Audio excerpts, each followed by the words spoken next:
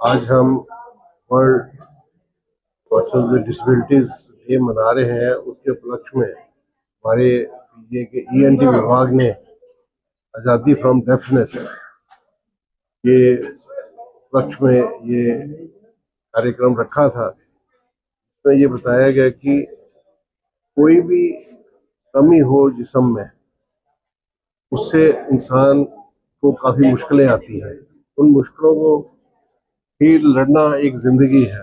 जो अब दिव्यांग है, काफ़ी हद तक उनके राइट्स हैं, दिव्यांग का एक्ट है, उसके अनुसार काफ़ी काम होते हैं। बट हम मेडिकल प्रोफेशनल्स का भी बहुत रोल है। जैसे कि डेफनेस के ऊपर काफ़ी चर्चा की गई, काफ़ी अच्छे स्पीकर्स थे जिन्होंने बताया कि कॉक्लियर इम्प्लांट्स का रोल क्या है, ब्रेन में इम्प्लांट करके कैसे इसको हो सकता है, और उसको बेटर करने के लिए ऑडियोलॉजिस्ट का क्या रोल है, सो दैट जो जिंदगी उनकी अधूरी हो रही थी ये सब इसके कारण पूर्ण हो जाती है। जहाँ तक दिव्यांग व्यक्ति की बात है, और जो हमारे पीजीआई का एम है कि जो भी सुविधाएं हैं उनको, कि रैंप होनी चाहिए, लिफ्ट होनी चाहिए, पार्किंग स्पेस होनी चाहिए, जो काफ़ी हद तक कम पूर्ण करने की कोशिश में है और करते भी हैं, क्योंकि उनका हक है। या काम करते हैं, जो हमारे पास पेशेंट भी आते हैं जो नहीं चल फिर सकते, डिसेबल्ड होते हैं, स्पेशली एबल्ड होते हैं, तो उन सबकी तरफ जो भी जो एक्ट है उसके अनुसार ये जो भी काम करने हैं हम पूरे उसकी दिशा में काम कर रहे हैं। ये आज का दिवस जो हेड डिपार्टमेंट ईएनटी ने यहाँ पे मनाया, उसके लिए बहुत शुभकामनाएं हैं। और हम सबको इसके बारे में जागरूकता होनी चाहिए। कोई भी एबिलिटी और डिसेबिलिटी जो है वो डिसेबिलिटी नहीं है, उसको हमने उसको स्पेशल एबिलिटी बना के और इस सोसाइटी में अपना पूरा योगदान देना है। इसी के ऊपर आज चर्चा हुई है, और इसी के लिए हम सबको जागरूकता की तरफ लेने के लिए ये जो ईएनटी विभाग है ये सोसाइटी में, कम्युनिटी में जाके भी काम करता है, और उनसे जो लोग इससे पूरा बेनिफिट नहीं ले पा रहे हैं वो आगे आए। और ये सिर्फ डेफनेस नहीं है, पैरापन है, आंखों से नहीं देखा जाता, लेफ्ट के पैर चलने की सुविधा है, उन सब के बारे में आगे आके जो मेडिकल सहायता लेने से बेनिफिट हो सकता है उसको पूरा देना चाहिए। जय हिंद, जय भारत। जिस तरह से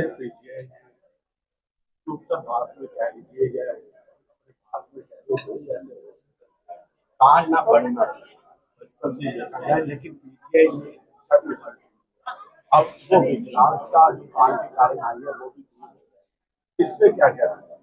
देखिए, मेडिकल साइंस है, और पीजीआई जैसा संस्थान हो उसमें जो हमारे कार्यरत डॉक्टर हैं वो सर्च करते रहते हैं, और ये सर्च करके ये पाया गया कि देखिए कान नहीं है तो उसके ऊपर ये ज़्यादा उसका कॉस्मेटिक इफेक्ट है।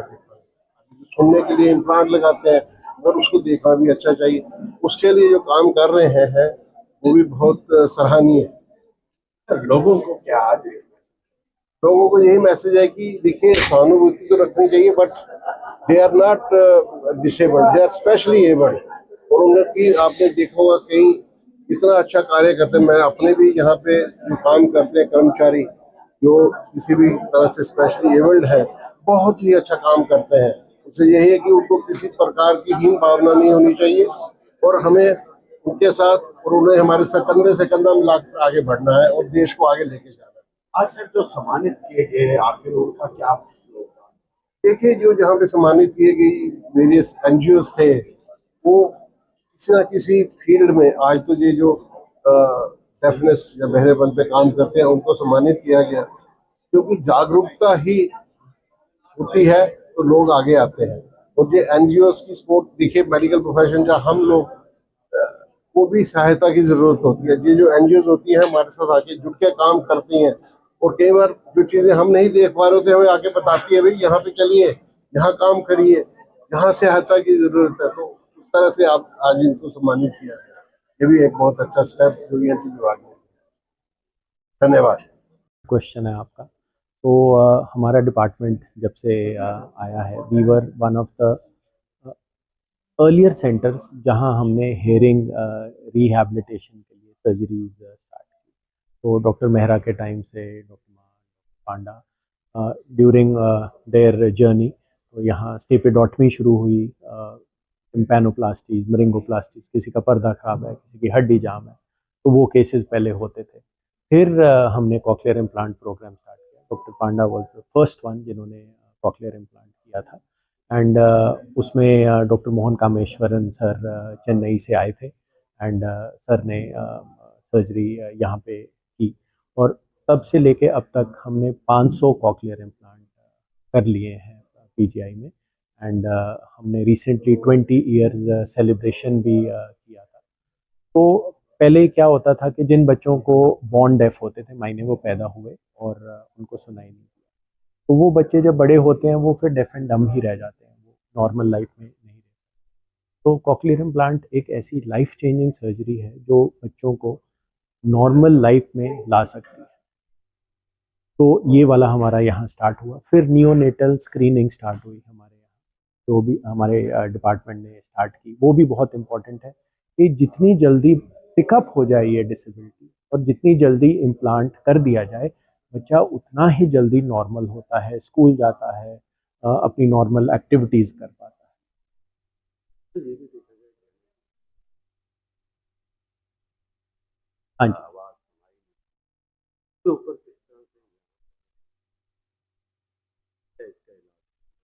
हाँ, इसका इलाज संभव है। तो जब बच्चे का कान नहीं बना होता तो हमने 2 चीज़ें देखनी है। एक तो फंक्शनल, कि सुनाई नहीं दे रहा, और दूसरा कॉस्मेटिक। बच्चे का कान बनना बहुत ज़रूरी है, क्योंकि कल बच्चे ने स्कूल में जाना है, दूसरे बच्चे उसका मज़ाक उड़ाएँगे, वो नॉर्मल लाइफ में फिट ही नहीं हो पाते, क्योंकि उनको खुद से रहता है कि मेरा कान नहीं बना।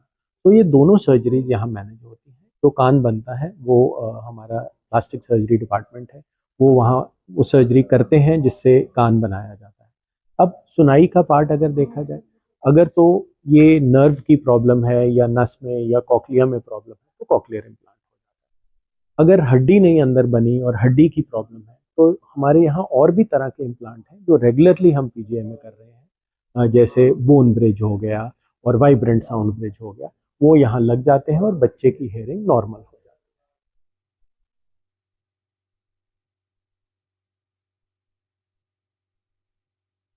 हाँ, इसके पीछे तो दुनिया में भी बहुत रिसर्च हो चुकी है और हमारे पीजीआई में भी यहाँ बहुत रिसर्च हो चुकी है। तो जैसे डॉक्टर जयमंती ने बताया था कि इन्वायरमेंटल फैक्टर्स हो सकते हैं, वायरल इन्फेक्शंस हो सकती हैं, जेनेटिक इश्यूज हो सकते हैं। ये सारे इश्यूज की वजह से हेयरिंग लॉस क्रिएट हो सकता है, या कोई फंक्शनल प्रॉब्लम हो सकती है जिससे बच्चे का कान नहीं बना, अंदर का शंख जिसे हम कॉक्लिया कहते हैं वो ना बने। तो हमारे यहाँ जेनेटिक टेस्टिंग भी की जाती है।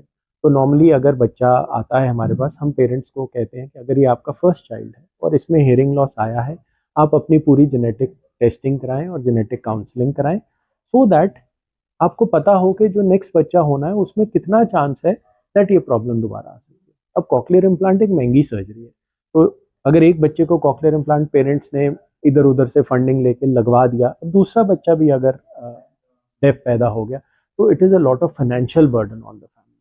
तो उस चीज़ को मैनेज करने के लिए यहाँ सारी पीजीआई में फैसिलिटीज एंड सुविधा है। तो ये इलाज बड़ों में भी। तो पहले जो कॉक्लियर इम्प्लांट बना था वो केवल बच्चों के लिए ही बना था। जेरियाट्रिक एज ग्रुप, यानी कि ओल्ड एज, जिनकी वजह से, जिसे हम प्रेस्बाइक्यूसिस कहते हैं, हेयरिंग लॉस हो जाता है, या किसी की सर्जरी हुई उसमें हेयरिंग खराब हो गई, तो पहले हम जेरियाट्रिक एज ग्रुप में नहीं करते थे। बट अब हम पीजीआई में जेरियाट्रिक एज ग्रुप के लिए भी सर्जरी करते हैं। हमारा oldest patient is 90 years old, जिनका हमने कॉक्लियर इम्प्लांट किया है।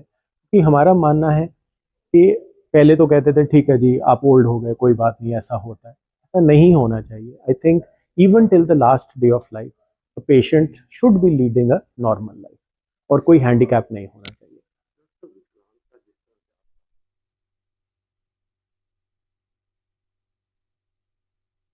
वो कितना हार्मफुल है तो इससे भी, हाँ, इस पे भी हमारे यहाँ स्टडीज हो चुकी हैं, जिससे प्रूव हुआ है किसी हद तक that excessive use of mobile phone can cause hearing loss.